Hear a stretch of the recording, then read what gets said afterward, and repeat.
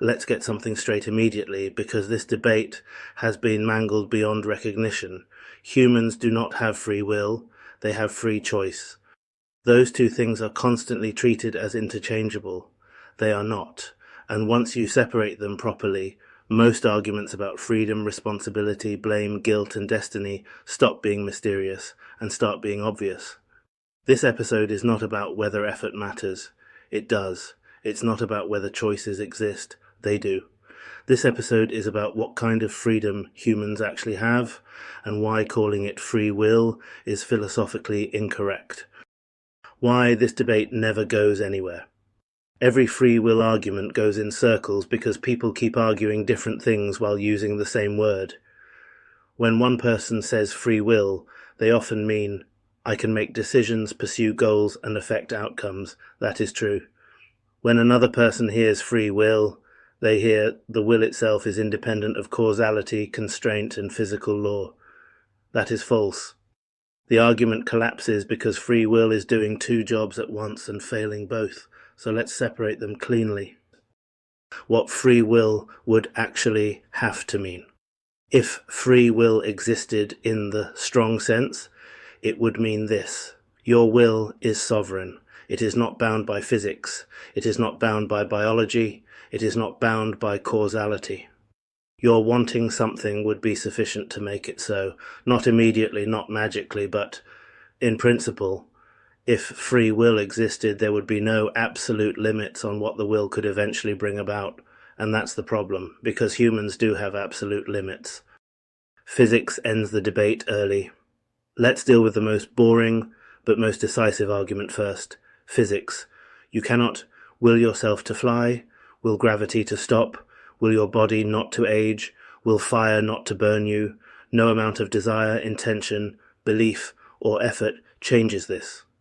This is not pessimism, this is not cynicism, this is not limiting beliefs. This is reality. If your will were truly free, it would not be subordinate to physical law, but it is. That alone destroys free will as an ontological concept. Schopenhauer, the line that ends the conversation. Arthur Schopenhauer said it more clearly than almost anyone else. Man can do what he wills, but he cannot will what he wills. This sentence is devastating if you actually sit with it. You can act on your desires. You cannot choose which desires arise. You did not choose what attracts you, what repulses you, what feels meaningful, what feels unbearable. Those appear in consciousness without asking permission. If you had free will, you could choose those too. You can't.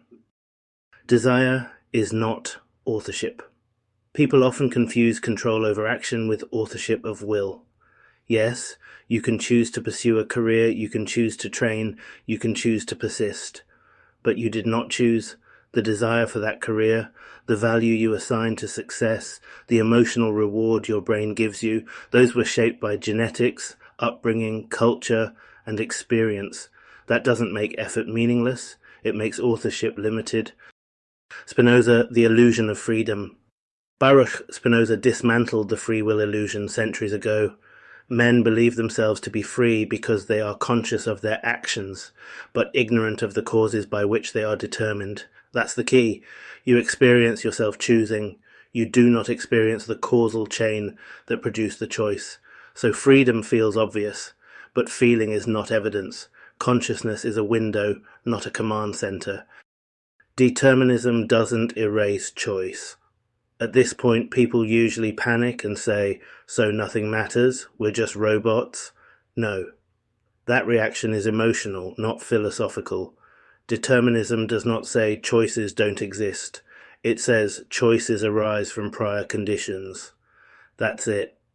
You didn't choose. Your genes, your nervous system, your childhood, your culture, your trauma, your education, those shape what options appear, which feel attractive, which feel impossible.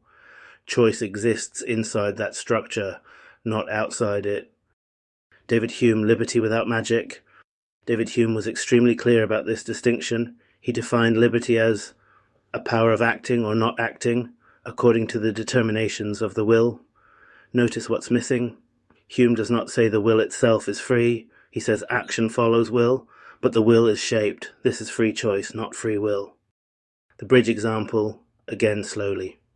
Let's slow this down and make it unavoidable. You're standing on a bridge. You know jumping will kill you.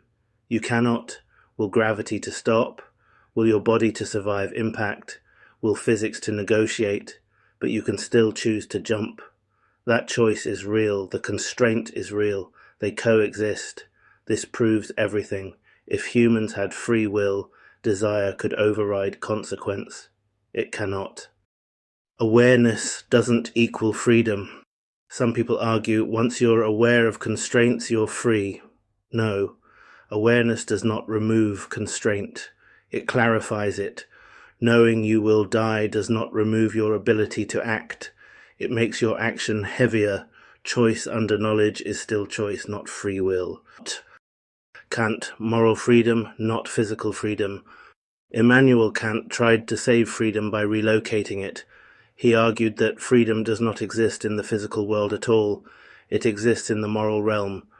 He wrote, "A free will and a will under moral laws are one and the same." In other words, you are not free to escape causality, but you are still accountable as a moral agent. Even Kant knew better than to claim humans could will themselves beyond physics. Sartre, no escape from choice.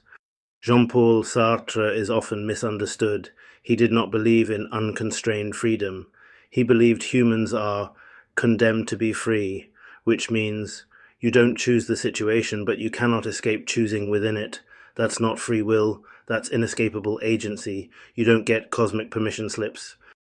Nietzsche, free will was invented for punishment. Nietzsche cut straight through the moral psychology of this debate. The doctrine of free will was invented essentially for the purpose of punishment. Free will isn't about freedom, it's about blame.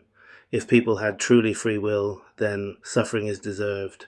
Failure as moral punishment feels justified. Free choice complicates that. Responsibility without fantasy. Rejecting free will does not destroy responsibility, it grounds it. You are not responsible for the conditions that shaped you. You are responsible for what you choose.